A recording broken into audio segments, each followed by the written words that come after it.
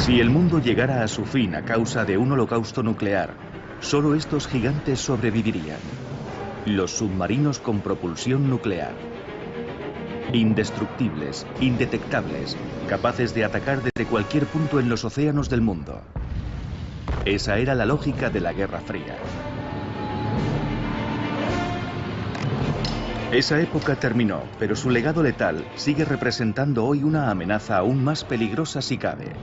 Casi 200 submarinos nucleares del Imperio Soviético y sus respectivos reactores se pudren en los fiordos de Rusia septentrional. Es una verdadera pesadilla medioambiental y el ingrediente perfecto para una bomba terrorista. Ahora un equipo de ingenieros debe actuar para conseguir con la máxima seguridad el final del Octubre Rojo. Durante 40 años llenos de tensiones, el mundo estuvo al borde del holocausto nuclear. Se le llamó la Guerra Fría, una escalada militar y política constante entre la Unión Soviética, dominada por los comunistas, y Estados Unidos.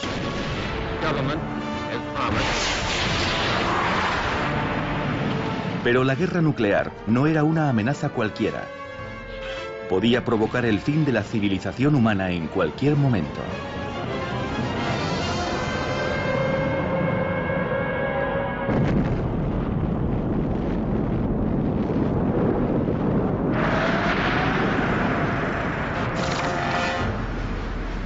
Las dos superpotencias se lanzaron a una guerra secreta de titanes submarinos.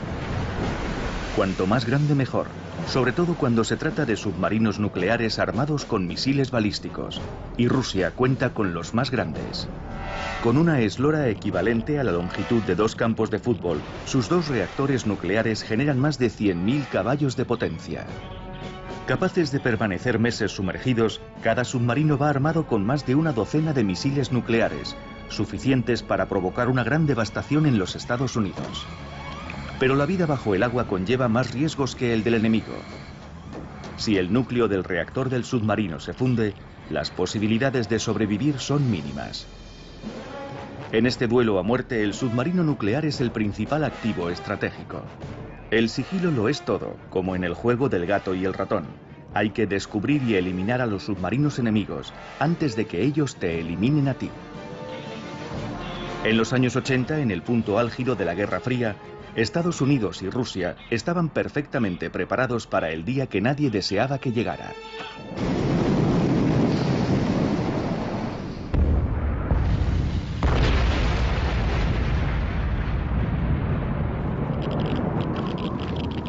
Es la posibilidad de la destrucción mutua asegurada la que preserva la paz e impide la guerra.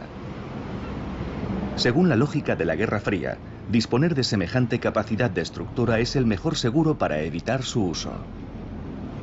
Los submarinos nucleares con misiles balísticos se convierten en una pieza clave en la política de disuasión entre Occidente y la Unión Soviética.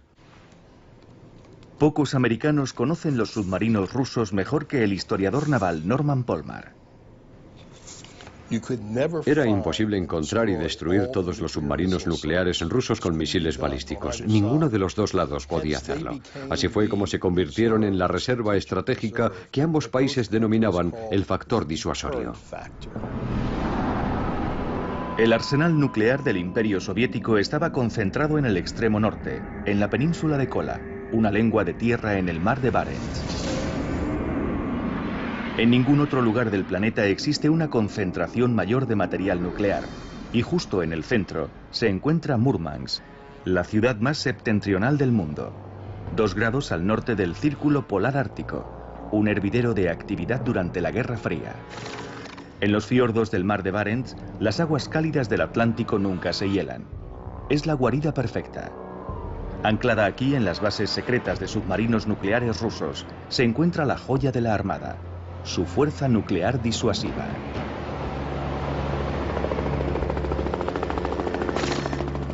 Pero súbitamente la poderosa Unión Soviética sufre un colapso financiero. Señor Gorbachev, abra esta puerta.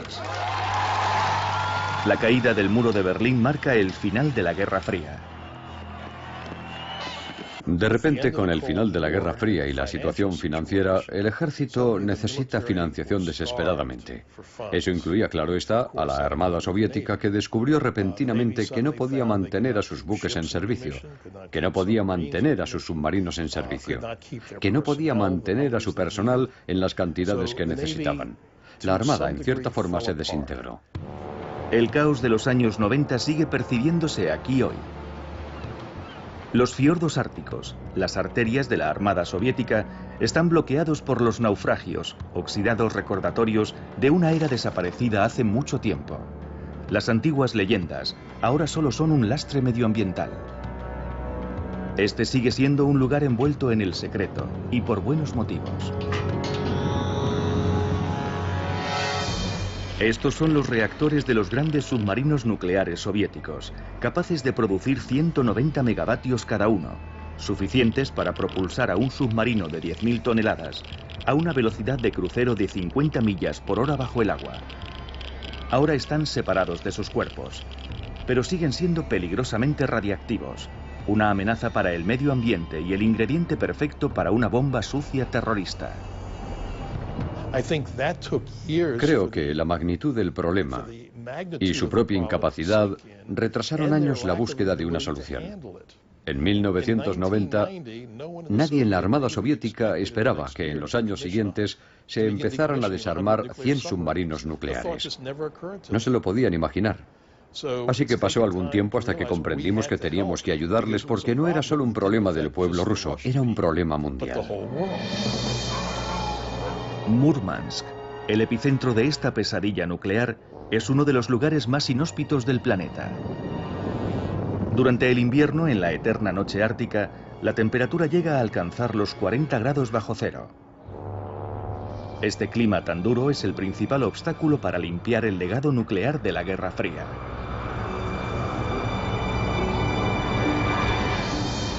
Aunque en realidad solo es uno más de los muchos e importantes obstáculos para el equipo de especializados ingenieros alemanes dirigido por Detlef Mittam, que se enfrenta a esta descomunal tarea. Trabajamos en una zona de máxima seguridad cerrada al mundo exterior.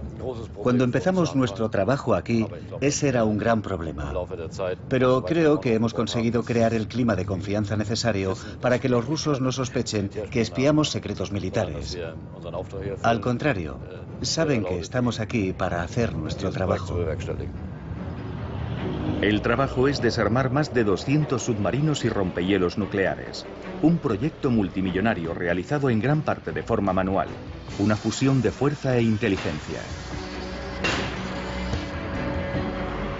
Estos ingenieros de la desaparecida Alemania Oriental han pasado la mitad de su vida visitando el Imperio Soviético. Conocen su idioma y sus costumbres. Los alemanes aportan sus conocimientos técnicos y los contratistas rusos, por su parte, llevan sus ideas a la práctica. Aquí, el hombre no puede tocar todo.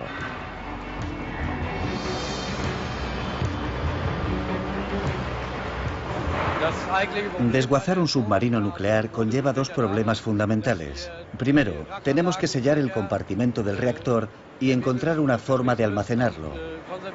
En segundo lugar, tenemos que almacenar de forma segura todo el material radiactivo que se acumula durante el proceso de desguace. En esencia, un submarino no es nada más que un tubo de acero sumergido.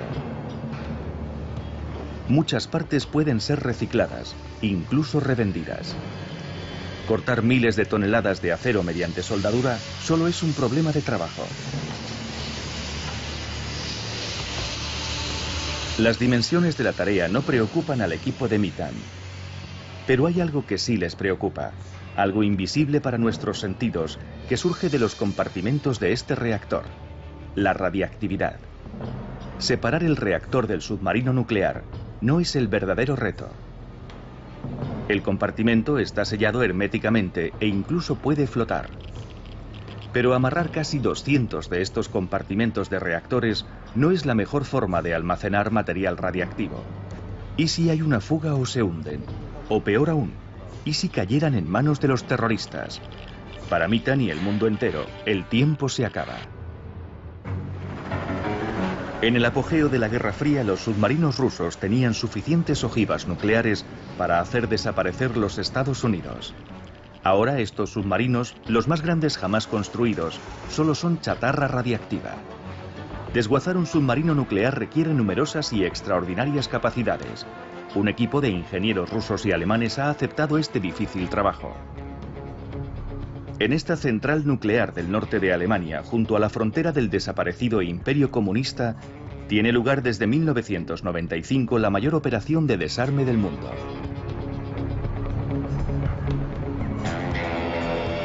Detlef Mittan y su equipo han aprendido aquí a controlar la fuerza que se oculta detrás de estos muros de acero y hormigón. El reactor nuclear.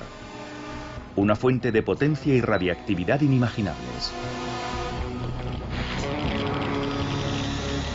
Estas son las partes más contaminadas de 5 reactores nucleares de diseño ruso.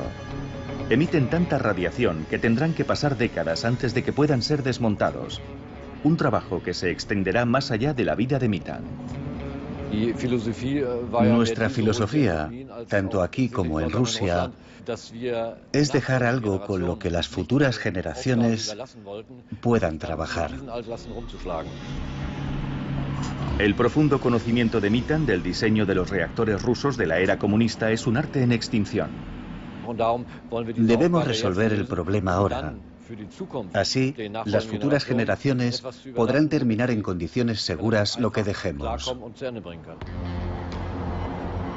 De nuevo en Rusia, el crudo invierno, la nieve y la oscuridad dejan paso al exuberante verdor y al débil sol del breve verano ártico. Mittan y su equipo regresan a los astilleros Nerpa de Murmansk, en la zona militar de alta seguridad.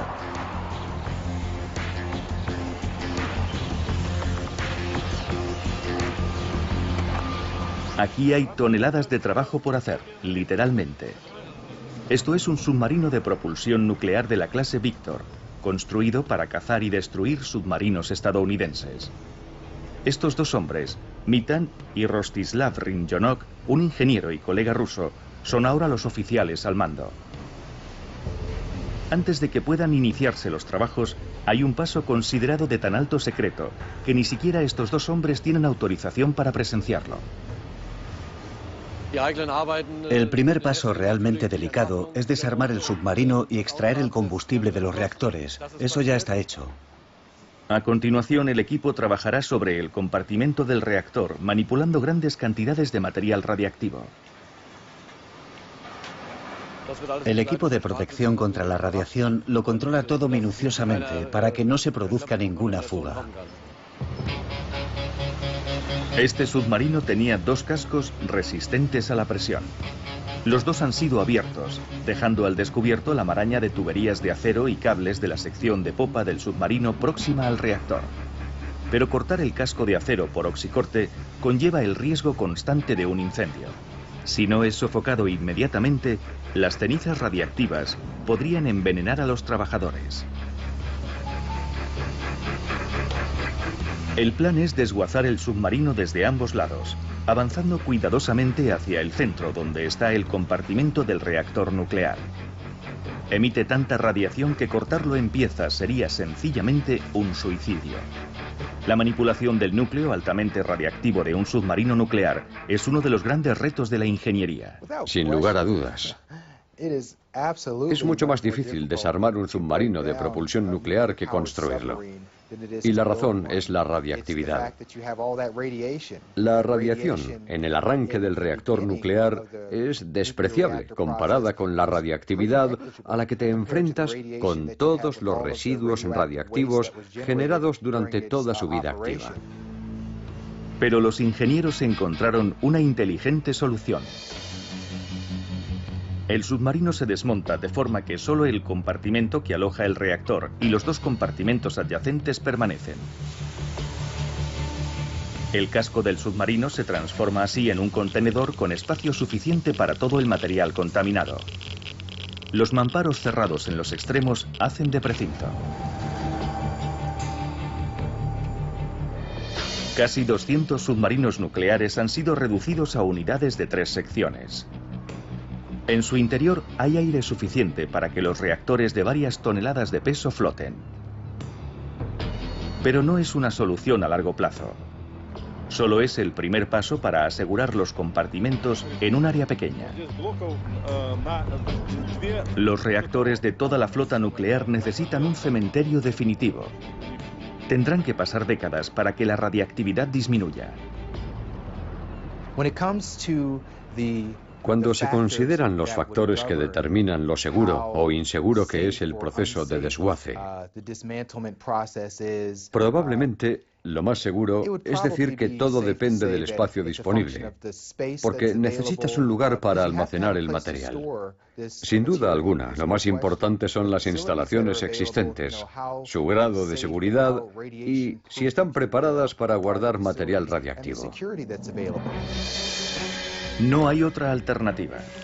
Estas unidades de 1.600 toneladas deben sacarse del agua y ser reducidas de modo que solo el reactor permanezca. El grueso del material radiactivo se concentra en el fondo. Por eso se le añade una capa de plomo y hormigón como escudo.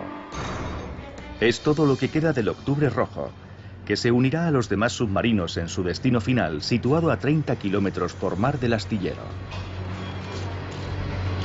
En la bahía de Saida, los reactores se almacenan sobre una plataforma de hormigón de 1 metro de altura para que no haya fugas radiactivas. Pero el trabajo no termina ahí. Los pasos siguientes buscan descontaminar cualquier material radiactivo que haya estado en contacto con los reactores. Un valioso conocimiento técnico que se aplicará en Alemania del Este, en otro lugar de máxima seguridad que pocos pueden visitar. La limpieza por chorro de arena puede hacer que las piezas contaminadas lleguen a ser recicladas. También mediante el uso de productos químicos. El ácido fosfórico al 60% disuelve las capas contaminadas. Exige muchas horas de trabajo. Las piezas contaminadas necesitan un tratamiento especial para poder ser recicladas y aprovechadas al máximo.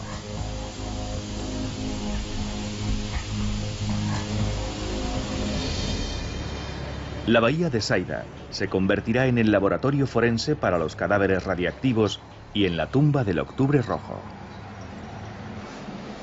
De nuevo en los astilleros Nerpa, los trabajadores siguen destripando el descomunal submarino de la clase Víctor.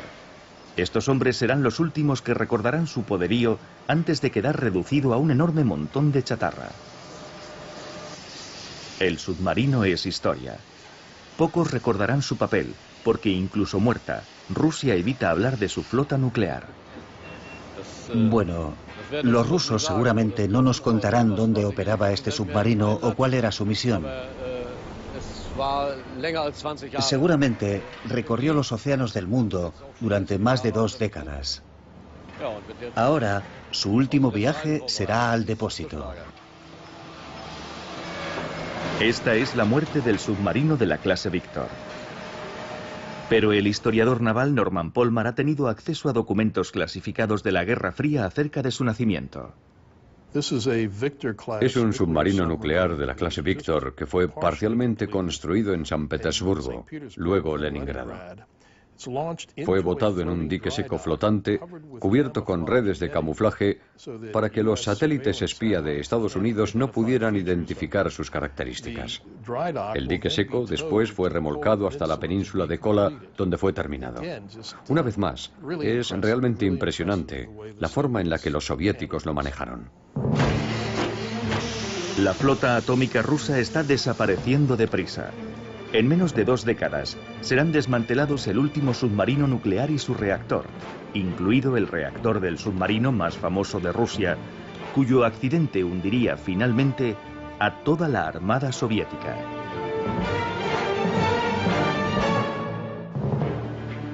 Verano del año 2000. Después de una década de caos político y colapso económico, Rusia, una vez más, hace una demostración de su poderío. Son las maniobras más importantes de la flota del norte desde el colapso del Imperio Soviético. Rusia ha regresado, y con ella el submarino nuclear más grande y moderno del mundo, el indestructible Kursk. Construido tras la caída de la URSS, es el submarino nuclear más caro y avanzado construido nunca por Rusia. Estas son unas imágenes excepcionales del interior del Kursk. El teniente Dmitry Kolesnikov ha invitado a su esposa Olga a bordo. El submarino es tan grande que dispone incluso de zonas de ocio para sus tripulantes. Dmitry Kolesnikov está orgulloso de servir en el Kursk, aunque su salario sea tan solo de $1000 al año. Él y 117 marineros más viajan a bordo durante las maniobras de agosto del año 2000. Todos los ojos están puestos en ellos, no solo los del alto mando de la Armada rusa, también los de su más temible enemigo. La Armada de los Estados Unidos vigilaba las maniobras. Teníamos un submarino nuclear, posiblemente dos, en la zona. Los soviéticos, por su parte, tenían un submarino nuclear con misiles balísticos que intentaban sacar de la zona sin que nosotros lo detectáramos. Así que se puede decir que pasaban más cosas entre bambalinas o, para ser más exacto, bajo el agua de lo que el ojo podía ver.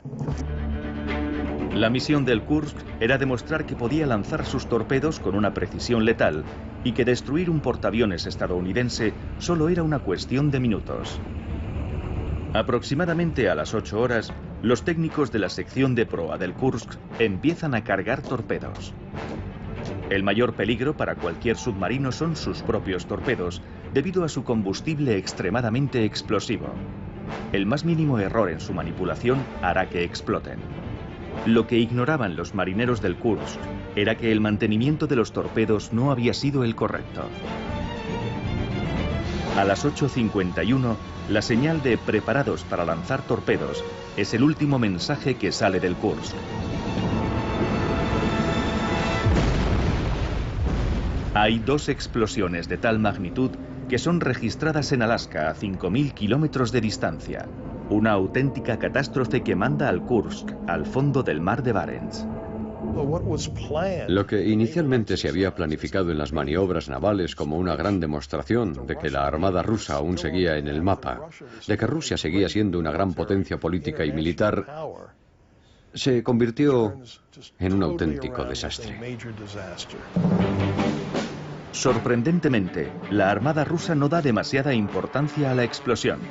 Solo al final del día, tras varios fallidos intentos de contactar con el Kursk, los oficiales al mando comienzan a preocuparse. Se pierden horas buscando al submarino accidentado. Al fin y al cabo, el Kursk fue construido para ser indetectable.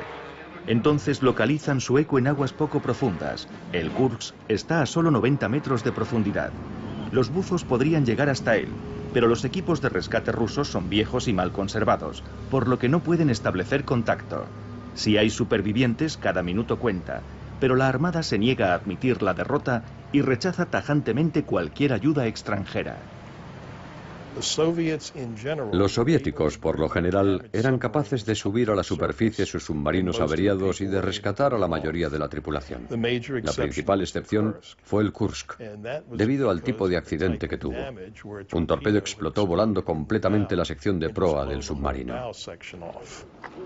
Cuando las alternativas se agotan, la situación se agrava. Las autoridades intentan silenciar a las esposas y madres furiosas por unos métodos más que censurables.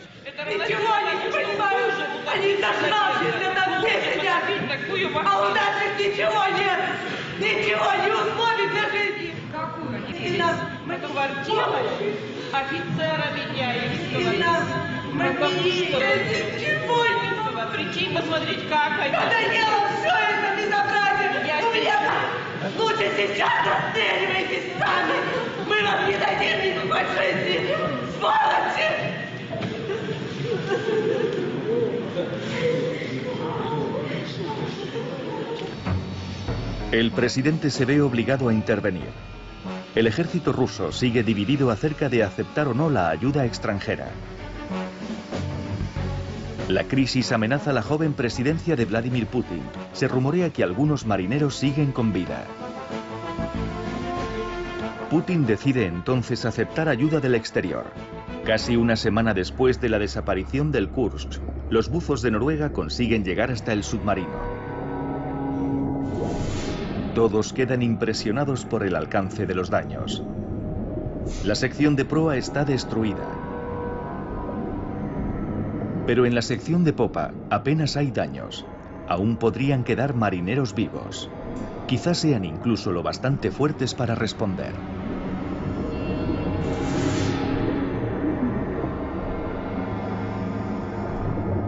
Los buzos golpean el casco esperando con ansiedad una respuesta de los marineros desde el interior.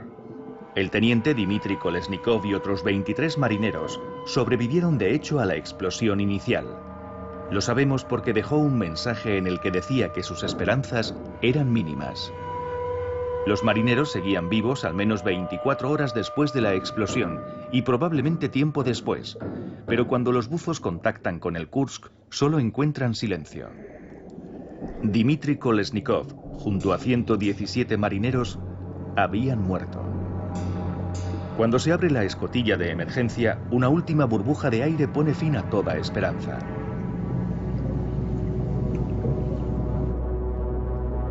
Este ataúd de acero en el fondo del mar de Barents es una tragedia para toda la nación.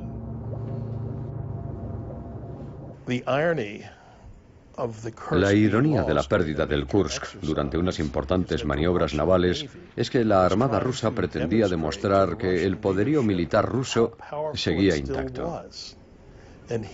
Y entonces, la segunda clase de submarino más grande del mundo sufre un desastre interno que mata a toda la tripulación, 118 hombres.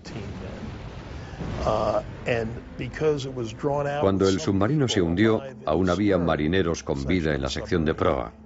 Así que fue una demostración de la incapacidad del gobierno ruso, de la marina rusa, para manejar un desastre de ese calibre. Para salvar el honor y recuperar los cadáveres, Rusia decide reflotar el Kursk. Es el objeto más pesado que se ha recuperado nunca del fondo del mar. Centímetro a centímetro, el Kursk es izado a la superficie. Más de un año después del accidente, el submarino, una gélida tumba para sus 118 tripulantes, es reflotado. Para los hombres que tienen que inspeccionar el submarino y recuperar los cadáveres, es algo casi imposible de soportar. Los temores se ven confirmados. Si la Armada hubiera aceptado la ayuda extranjera, algunos marineros podrían haber sido rescatados. Es el peor de todos los desenlaces posibles para la antaño orgullosa Flota del Norte. Ha perdido su buque insignia y su tripulación ha muerto abandonada en las profundidades del mar de Barents. La tragedia del desastre del Kursk aún sigue resonando en toda Rusia. Sobrevuela lo que fue el final del otrora orgulloso imperio y gigante nuclear. El orgullo se convirtió en un problema colosal con el que ahora debe enfrentarse. Este es el compartimento del reactor del Kursk, otro peligroso cadáver en descomposición. Tiene que ser desguazado y preparado para su último viaje, como todos los demás compartimentos de reactores de la flota nuclear rusa. Este viaje es el paso más delicado y peligroso en el largo final del Octubre Rojo. En el astillero se ultiman los preparativos para el único traslado de un reactor este año. Los trabajadores no tienen mucho tiempo, solo unas pocas semanas de verano, cuando el clima es más benigno y el mar no es tan tempestuoso.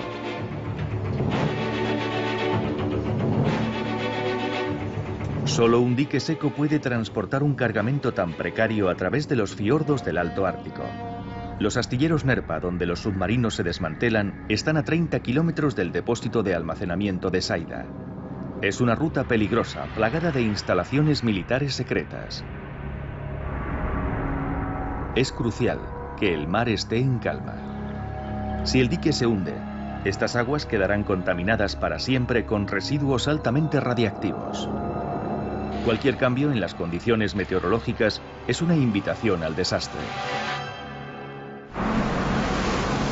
Los submarinos nucleares soviéticos, el terror invisible de la Guerra Fría. Hoy solo son problemáticos barcos viejos en descomposición. En un esfuerzo descomunal, se han desarmado, sellado sus reactores y preparado para su último y peligroso viaje, casi 200 submarinos.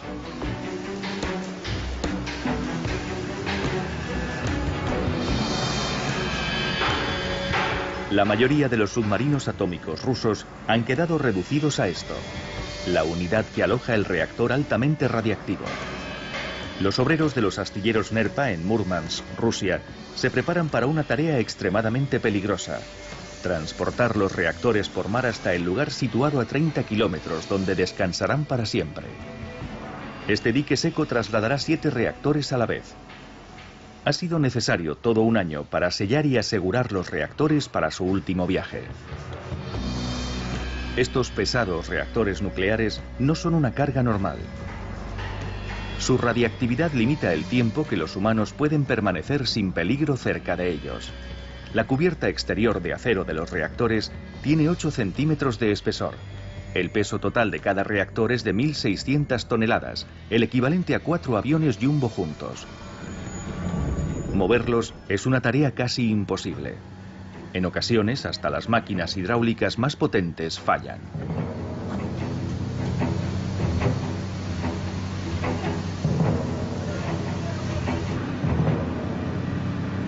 En esta fase, incluso el problema más pequeño puede poner en peligro todos los esfuerzos. Para la operación se han montado vías en el dique. Hoy los trabajadores hacen turnos dobles para que todo esté listo cuando suba la marea. Estas últimas horas son una carrera contra el tiempo, la culminación de todo un año de trabajo. La mayor preocupación es el tiempo atmosférico. No hay nada más impredecible en el Alto Ártico.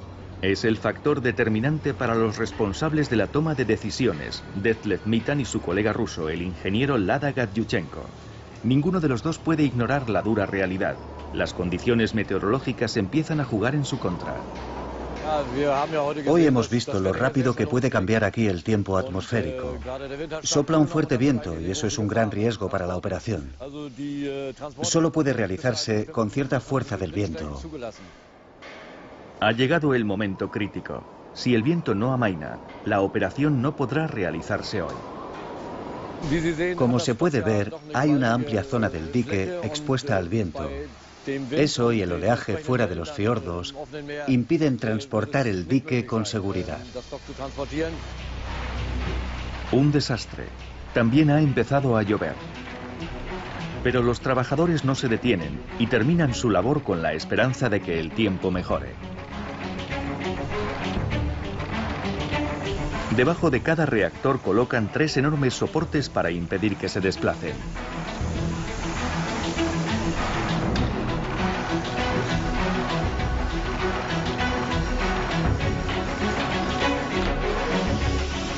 Los soportes se sueldan al dique. Pero incluso estas estructuras podrían romperse si el mar no está en calma. Los trabajadores del astillero se afanan por terminar su trabajo a tiempo. Apenas quedan unas horas para que suba la marea.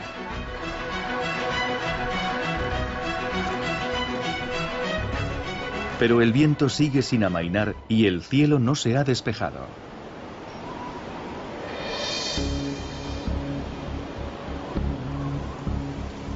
Los remolcadores arrastrarán el dique flotante. Las máquinas rusas a menudo se encuentran en un estado lamentable. La empresa de Detlef Mittan ha comprado los remolcadores en el extranjero. Igualmente supervisa la renovación de los remolcadores locales. Es responsabilidad suya que los remolcadores diésel no fallen. Pero hoy la decisión sobre la operación queda en manos de los rusos. Se piden más remolcadores. El traslado se llevará a cabo. Serán necesarios 7 remolcadores para mover este dique, 2 para arrastrarlo y 5 para estabilizarlo, evitando así que el dique y su valioso cargamento zozobren.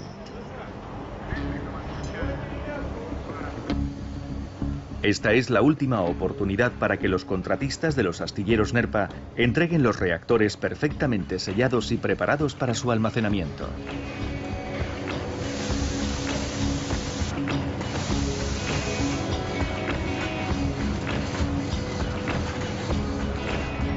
De repente llegan buenas noticias. El cielo está despejado, pero a menos que el vendaval amaine, este dique y su peligrosa carga amenazan con provocar un desastre medioambiental. El traslado de los 7 reactores nucleares rusos está a punto de empezar. Se achica el agua del dique que ahora flota en la marea alta. 7 potentes remolcadores tiran y empujan para sacar el enorme dique flotante del fiordo ártico. Se mueven a paso de caracol. A 2 nudos de velocidad, tardarán casi 9 horas en recorrer los 30 kilómetros que les separa de su destino final, el depósito nuclear de la bahía de Saida en el extremo norte de Rusia. Muy pronto, será imposible regresar.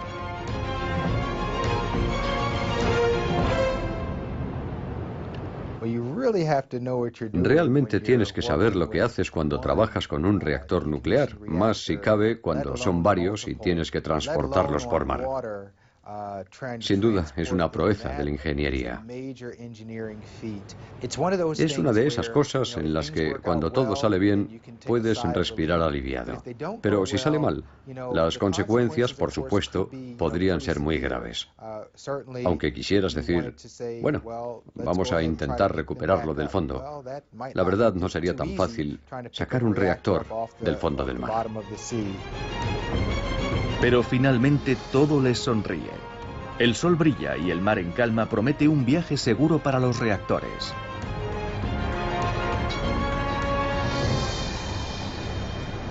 Después de 9 horas, Saida está a la vista. Los remolcadores acercan el dique hasta el muelle de descarga. Centímetro a centímetro, el dique se aproxima a su destino.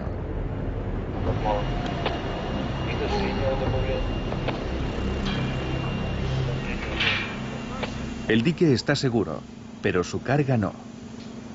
Hay que descargar las casi 12.000 toneladas de peso del dique flotante para depositarlas junto a los 33 reactores submarinos desmantelados y almacenados aquí en los últimos 4 años, hasta que el paso del tiempo los deje inertes.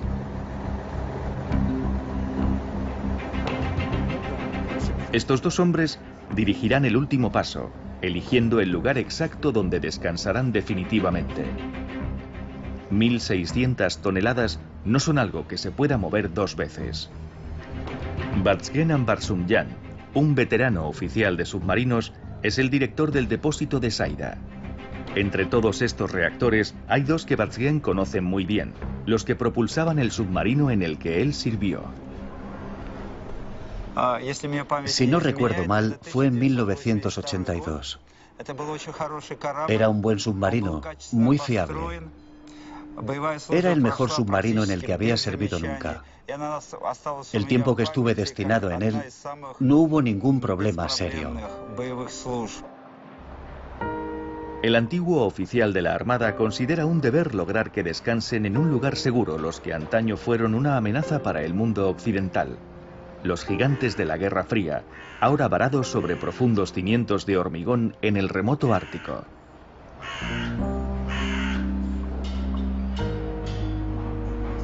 Este es sin duda el mejor final posible tanto para Vazgen como para el resto del mundo.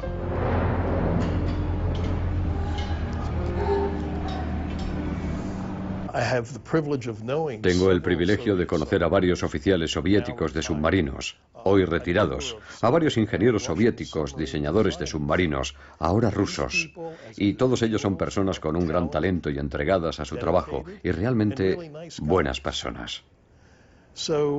Así que, cuando hablas de un tripulante, de un submarino soviético o ruso, estás hablando de una persona real con la que seguramente te llevarías muy bien.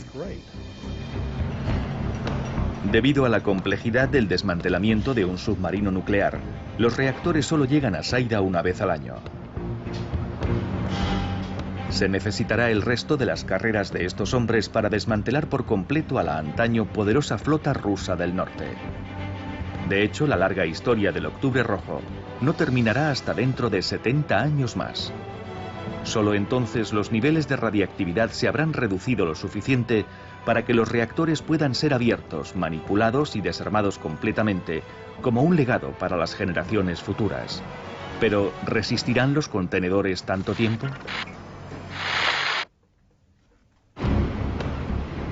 Tras décadas de espera y peligrosa indecisión, estos reactores nucleares han llegado a su destino final. Pero no podrán ser desguazados enteramente hasta dentro de 70 años, cuando la radiactividad haya disminuido lo suficiente. Hasta ese momento, la pregunta crucial es, ¿están sellados herméticamente y seguirán estándolo? Hoy, Detlef Mittan y su equipo de ingenieros alemanes sabrán si los reactores rusos están sellados correctamente o si emiten más radiactividad de la que habían calculado. No basta con resolver técnicamente el problema del almacenamiento de los reactores. También deben estar a salvo de los terroristas. Y nadie debería resultar contaminado por un accidente en la zona. Esa es la razón por la que todos los visitantes de la zona de máxima seguridad son controlados minuciosamente.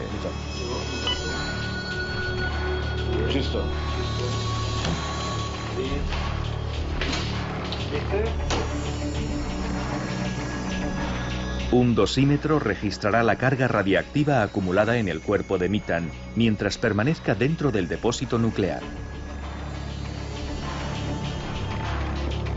Mitan y su colega ruso Anbar Sumyan reducirán al máximo el tiempo que estarán junto al reactor. De lo contrario, acumularían una dosis de radiación mayor de la permitida. Pero entrar aquí y acercarse para medir los niveles de radiación de cada reactor es de vital importancia.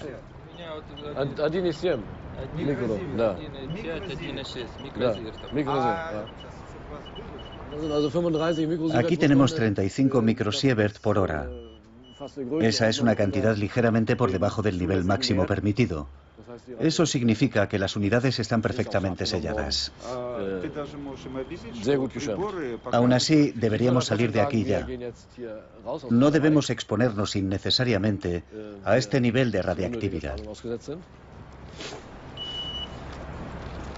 La naturaleza dicta que la radiactividad disminuye con la distancia.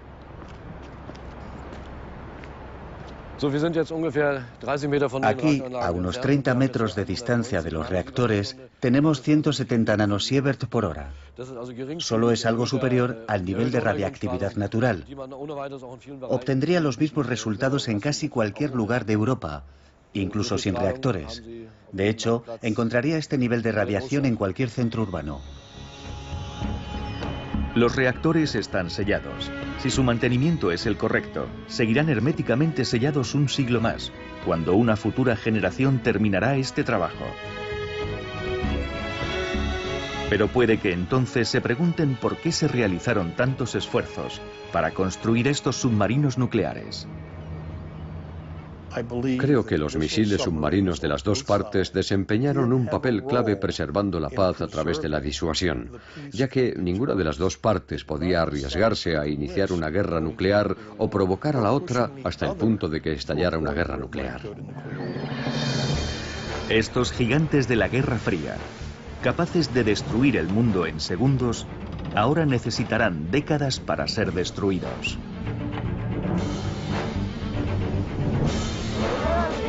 Pero quizá estos submarinos cumplieran su papel. Unas máquinas de matar perfectas que preservaban la paz ante la amenaza de la destrucción mutua.